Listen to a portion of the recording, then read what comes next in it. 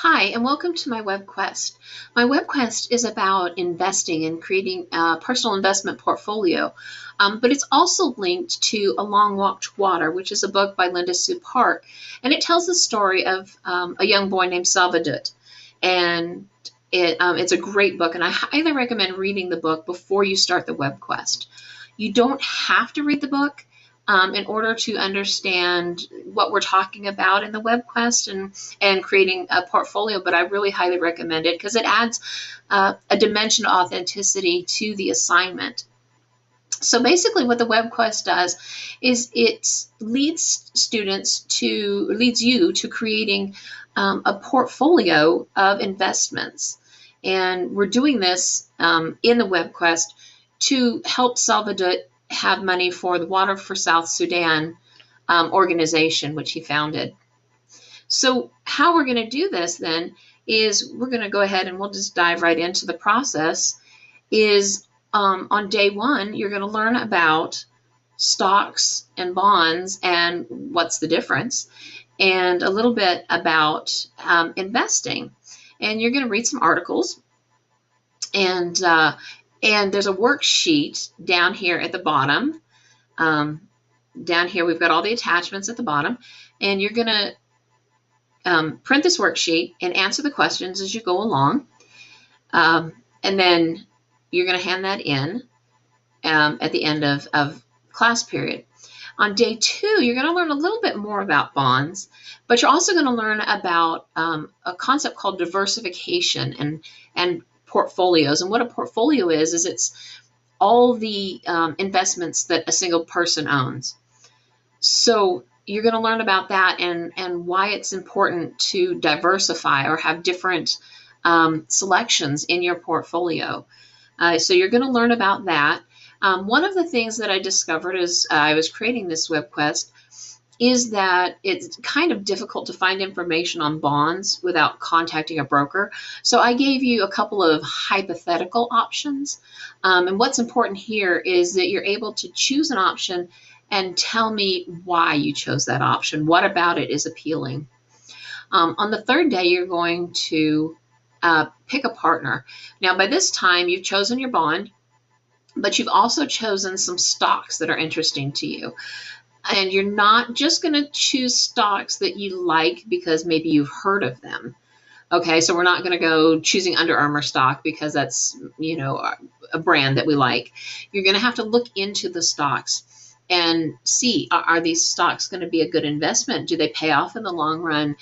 And you'll learn to do that by looking at the tables and the charts, maybe looking at some scholarly articles that tell about the investments you're choosing. So then on day three, you're going to discuss this with a partner. And between the two of you, you're going to give reasons why you've chosen the things you have. And then between the two of you, you're going to choose at least 5 stocks and 1 bond. And you're going to put those into an Excel spreadsheet. And I'm going to pull up what it looks like. It's a portfolio calculator, and you're going to put the stock name here, how much it's selling for, and how many shares or how many bonds you're going to buy. And this will give you a total, and it should look something like this once you're done. If you have gotten it in the correct range between $95,000 and $100,000, your total cell will turn green. So you'll know that you're in the right ballpark. Once you've done this, then you're going to put all that information into a Prezi. And what your Prezi needs to include is what stocks you've chosen, what bonds you've chosen, why you've chosen those. So you have to have an explanation, and you're also going to need to include things like the stock symbol and a chart to show how the stock has grown, how it has performed over time. One note I will say is make sure that your chart is 6 months or longer. Don't use a 1 month or a 1 day chart because that doesn't really give an accurate representation of how well the stock is performing. So make sure that you choose a stock that is 6 months or a year. Also, you're going to snip those charts. And what snipping is, if you're not familiar with it, is a great tool that allows you to cut out a picture of whatever's on your screen. There's instructions down at the bottom also. If you're not familiar with snipping tools, there's instructions of how to snip.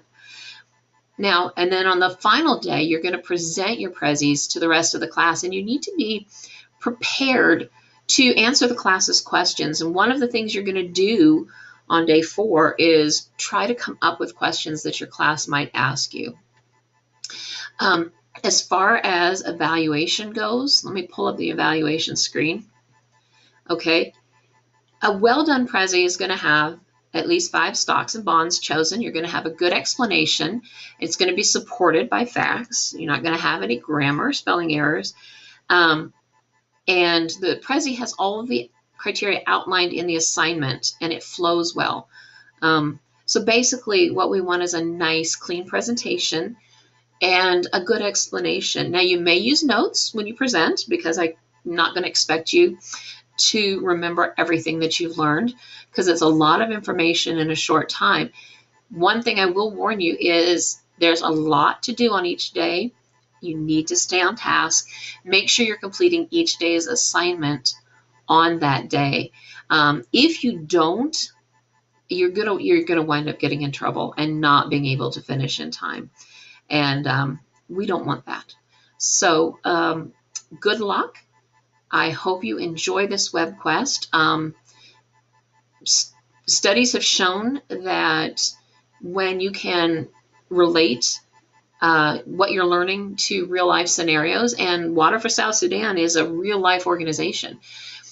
So when you can relate what you're learning to a real life scenario, it makes it more authentic for you, and it improves student learning. So I hope that this is more interesting than just reading and taking notes, and that you enjoy the journey. Thank you, and enjoy the web quest.